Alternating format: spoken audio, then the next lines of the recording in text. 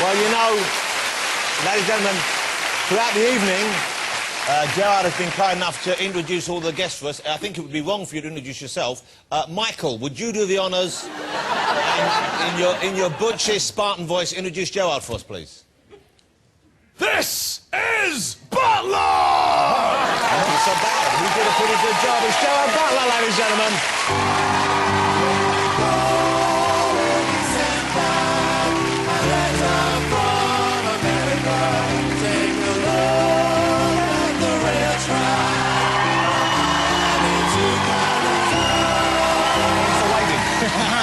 Gerard Butler, here he is. I'm delighted he's with us.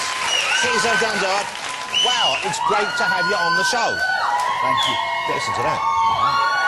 Congratulations, before we remember, congratulations on your birthday. I just said 40 years old, ladies and gentlemen. There's no way I would have thought you were that old. You know that cream that Michael was talking about? Yeah. Well, I started using that 20 years ago. Cream. Yeah. So... But you know what? Well, OK. Here's someone you lived. I mean, I know you just said you've given up partying and sort of stuff for the last 10, 12 years, is it? 12 years, yeah. So you gave up booze completely 12 years ago? Completely, yeah. OK. Yeah. And so that would, I would have thought, you know, help you get yourself back in good shape and so on. But when you party hard, which you did for a few years, normally that takes its toll. Did it take you a while to bounce back? How long was it before you could get back into feeling normal, feeling healthy? It didn't take me that long. So my voice is gone, by the way, from... All the shouting. And I'm like, ah! Well, it's your own fault. Yeah, you know... You know, if you do that well in the film, because that's a good movie, isn't it? Did you like that movie? Yeah, I went out and bought a pair of red pants after that movie. I don't mind telling you. I think I had the same problem then as well, because we tried all different levels of Sparta. It was, this is Sparta. And then there was, this is Sparta. And then the final one, I said, let me try one more. Big. And I did a huge one. And the second I did it, literally, there was guys in the background laughing. They were like... And I went over to to Zack Snyder, the director, and I said, all right, that was too much. He goes, no! That was awesome! Is he American? What did you do before you went to America, before you decided, OK, I want to make it as an actor, which I guess was partly what prompted the move to the States. What did you do? You'd studied law for a while, hadn't you? I did. I studied law for 5 years, and I trained as a lawyer for 2 years. And a week before qualifying, they said, we think that you're a nut job. And I lost my job. And Is that a legal term, nut job? Well, it was to them. Why did they think that? What were you doing that was... You know, I was many different things, actually. One, I wasn't very good. Two, I wasn't really trying to be very good. I wasn't inspired. So you didn't really want to do it? No, I mean, I enjoyed the studying. I was president of the Law Society and all of that, you know, but I just, the more time went on, the more I thought, this is not for me, especially when I started working. And I had issues. What was this job? Issues, you know? You saw the future stretching ahead and you didn't like what the future held. You didn't see yourself as doing this for 20 years. Pretty much. So, yeah. But that must have been a weird moment, knowing I've given this big chunk of my life to something, and, you know, it must have been quite, I would have thought, it's a bit like pulling the rug out from under yourself, isn't it? Yeah, pretty much. And suddenly reality hits when I was sitting facing these 3 senior partners from the firm, and they said, you know, we're going to let you go. And it's best for you and it's best for us, and you know your talents are suited elsewhere at the pub. So were you turning out to work? Were you boozing during the daytime? Yeah, I was. I mean, I got to tell you, I have many stories about that. But I think I had 32 days off in 2 years, and 25 were Mondays. And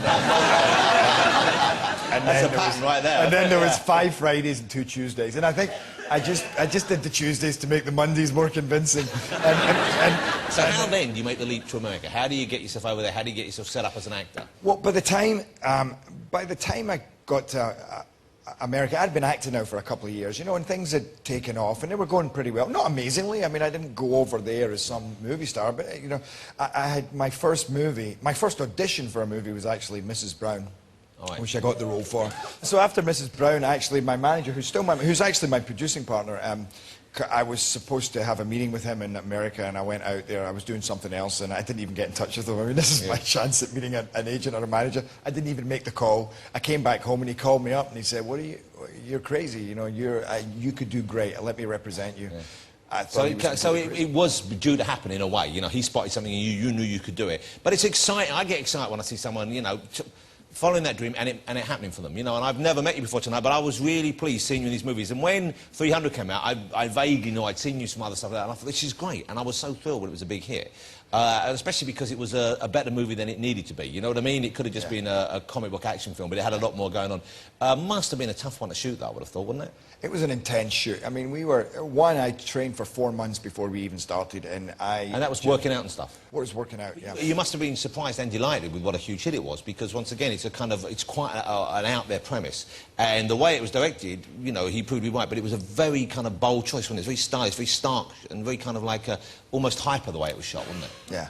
Yeah, it was, and a lot of that you didn't even see until you saw the movie. You know, I mean, you were just shooting a regular film, of course. We were shooting not even a regular film. I mean, this was more complex than what our whole world was. You know, I mean, it was really just green walls. Wow. You know, 4 walls. This huge asbestos-filled warehouse. That there was 3 different rooms, and they would literally just move the same set and turn it round. So one, it was going uphill, then it was going downhill, and then they all added it. You know, so it's all computer added, all the backgrounds, or almost all the backgrounds. Mostly. The city of Sparta itself was real, and there was a few real trees. But other than that, you're literally walking around going, there's something in the distance. Yes, he's been followed. You know, you'd all walk and stop. And you go, look, there's a burning village. Yes, they're over there. They've been following us in Sparta. And can I just say, if you haven't seen the film, if you haven't seen the film, Gerard's acting in the movie is better than you would think. I thought that was pretty good, actually. Yeah. OK. Hey, congratulations on the new movie. I saw you in Gamer a while ago. I thought that was good fun. My little boy loved it. But the new movie is called Law Abiding Citizen. And this is you not just acting. You're now kind of creating these films yourself. You're producing them as well. So I guess you're looking for the right kind of role for yourself. What was it about this project? What was it about this character you wanted to do? Well, initially, I wasn't playing that character. We got a script... Actually, for talking about 300, I won Action Star of the Year. And at the award ceremony, this guy walked up and congratulated me and then said I'm a writer. And I was like, oh, God, here we go. And, but he wrote this movie, and we said, well, send us a script. Read the script, loved it. Yeah. You know, we did a couple of years working on the script, really fleshing it out to something that we always knew we had the bones of a great movie, but or a great story. But then we fleshed it out. And then the more we fleshed it out, the more I thought, you know what, I kind of like him. And it was a role I'd never really taken on before, and it was something I could really, you know, it was juicy. I could get my teeth into it. And it's quite gory as well, isn't it? I mean, it's quite intense in some ways. It's pretty gory movie, and it's pretty shocking at times. And I've seen a few people jump out their seats, and I've seen a lot of oh no. Let's have a look. This is a clip of Gerard in action in the new movie Law Abiding Citizen. Have a look at this.